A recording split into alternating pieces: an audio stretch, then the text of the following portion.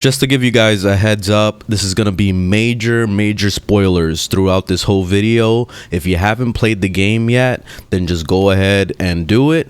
But if you don't mind the spoilers, then stick around for the rest of this. So I'm extremely disappointed with The Last of Us Part 2. And it got to the point where I actually quit the game and I stopped playing it towards the end. And the main reason for this, because I felt like they were dragging on the Abby story way too much to the point where I just didn't care anymore. And this game, the biggest issue with it is that you have a lot of spaced out plot. So the narrative is basically, you know, it goes from it being normal time to all of a sudden 3 years in the past, 6 months in the past, another two months, you know, like it is all over the place.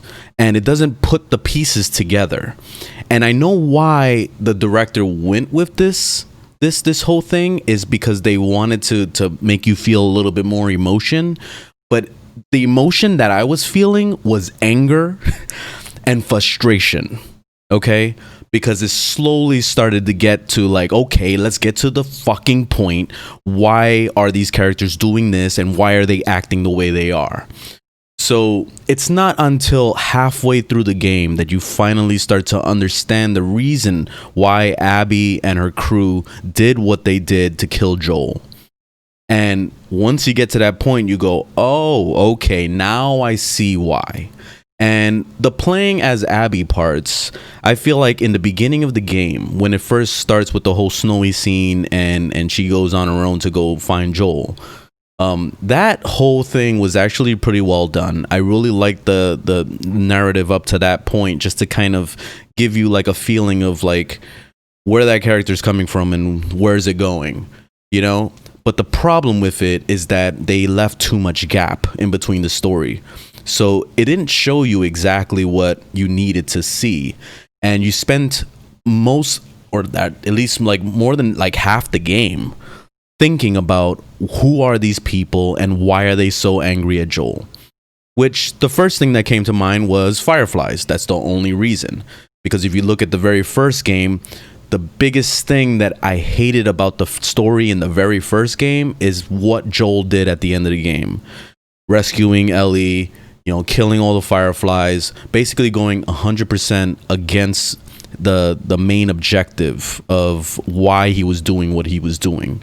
They didn't give you any other option. Like they basically pushed Joel up against a wall and said, this is gonna happen, she's gonna die, and yeah, I mean, just go on with your life, right?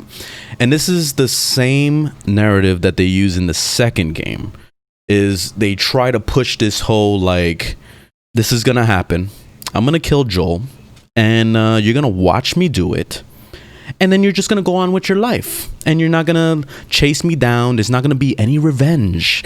And this whole thing of Last of Us 2 is all built on revenge nonstop. It's extremely lazy. They're expecting Ellie and Tommy to just like forget about it and just go on with their lives. Are you serious? Abby, for one, she had a grudge on Joel the whole entire time, you know, and it was all because of her father getting killed. He was one of the main doctors over there, and he was one of the first people that Joel killed was the father.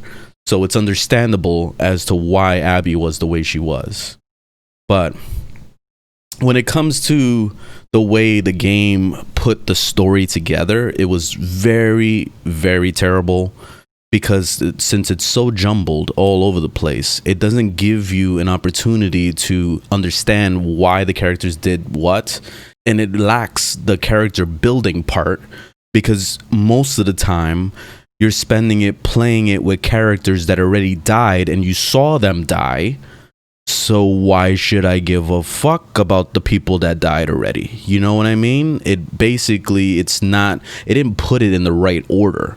You spent most of the halfway through the second half of the game, I lost interest completely. And especially since they were dragging on the Abby story, I didn't want to hear any more Abby. I don't want to see any more Abby. I don't want to play as her anymore. I'm done. So it once I finally trugged through that whole entire thing, it finally gets to the scene where it was catching up to the main story of what I wanted to see, was the whole confrontation between Abby and Ellie in the theater. Another thing I find really funny is the way they just kind of kill off characters, because we totally just swept under the rug that Jesse died and nothing was ever said again. Nothing was ever brought up. You know, Jesse just got domed and that was it, you know? And this is the thing that just really bothers me, is that it spends too much, it doesn't give enough time to the characters to build up, you know, kind of emotion towards them, and at the same time it gets rid of them in the snap of the finger, and before you know it, it's like, okay, well, that character's gone, I guess I don't need to give a shit. But then they start throwing the past scenes at you again, so it's like, do I need to care at this point? That character's already dead. Anyway, so going back, we have the scene where Abby and Ellie are in that confrontation right there in the theater. And it ends with going into the Abby scene and seeing the Abby part of the story, which is fine for 2 seconds. Is that up until the point where it shows the whole doctor scene and showing like her walking into the room and seeing the doctor dead, which is her father, that's where it should have ended. But no. It kept going and it kept dragging on the Abby story, which I gave no fucks about.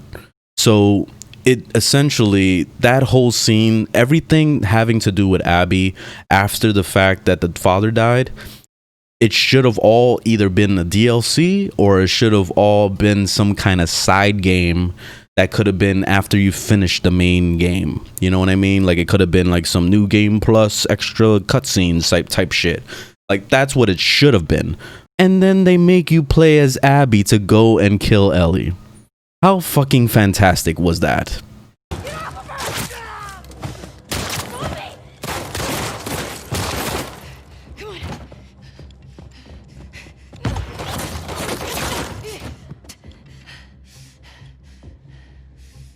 Stay here. Watch the exits. Don't let her leave. I don't want to play as her. All right, now I understand.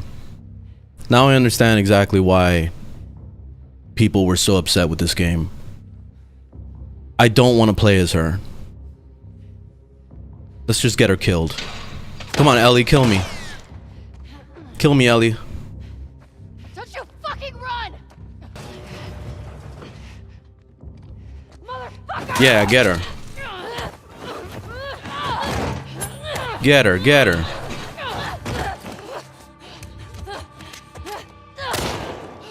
Kill me. Kill me. Yeah, there we go. Perfect. Yeah, and that's how the game ends. All right. We beat the game, guys. That's it. We beat the game. Done. All right. Thanks for watching, guys. Like, that's how the game should, like, why am I playing as her? I don't want to play as her. I don't. Ellie can kill me over and over. I really don't want to play as her. At that point, I really didn't give a shit about playing the game anymore. I was already done. I only wanted to push because I wanted to see where the story was gonna end, because I already knew it was on a shitty path. But I had to give it the benefit of the doubt and see where it was gonna go.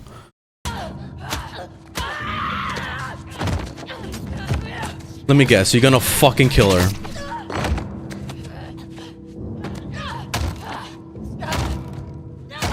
Stop! I don't know what the hell was going through their head. Why the hell they thought this was okay. But this was the most frustrating part of the whole entire experience with this story. And it does not make any sense. Why the fuck do I give a shit about a character that just came out of nowhere, and it totally just looks like this game was 100% a cash grab, and they didn't they didn't even think about where the story was leading and where it was going. So by the time we get to the end of this, and it gets to the scene where Ellie and Dina are on their little farm, and they're living their lives, happy family thing.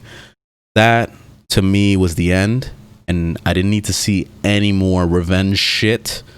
Because once Tommy came back and we're like, oh, okay, well, Tommy survived somehow that headshot that he took. Okay, great. But he's wanting to seek revenge, and he's claiming that Ellie, you know, started this. She wanted to revenge again. She got the revenge thing stuck in her head again after Abby left her alive a second time. You know, and this is just so silly to me. It's just a nonstop. It felt like a soap opera. Like I was watching a novela, Sunday morning novela. I don't know if there's Sunday morning ones, but you know what I mean. Like it felt dumb, the whole entire thing. So by that point, I already dropped my controller. I was already done. And then of course it had to go into another play as Abby scene, and no, I'm not doing it anymore. So I decided to cut at that point. That's when I stopped playing the game. I watched the rest of it on YouTube, and I gotta say the ending is even more disappointing than I could have possibly even imagined. Ellie going and seeking revenge, leaving her family behind, and at the cost, like, the revenge was more important than her family, which is so goddamn dumb. It's so dumb. This is the dumbest. I don't know who wrote this shit, or, well, we know who wrote this shit, but why? What was going through his head? And then he talked to anybody else about the story before he printed this out and said, we need to put this in the game. It's very, very depressing. So Ellie finally finds her. You know, Ellie wants to, you know, threatens to kill the kid, which is totally against her character. Why the fuck would she be so evil to want to kill the kid to get her to want to fight? Like, that's just dumb to me. And then it goes into more dumb shit where they have their fight, and Ellie decides to let them go, and she's just gonna be depressed and watch them leave, and that's just more dumb shit. So why would she go through that epic travel to go from Seattle all the way down to California to not even finish the job? It does not make any sense. It's like, if you're gonna already do that stupid revenge shit, you might as well end it. Well, that's how it ended. So it was really, really terrible. Ellie goes back home, finds her house empty. Dina's not there and the baby's gone. So Ellie is back being alone again.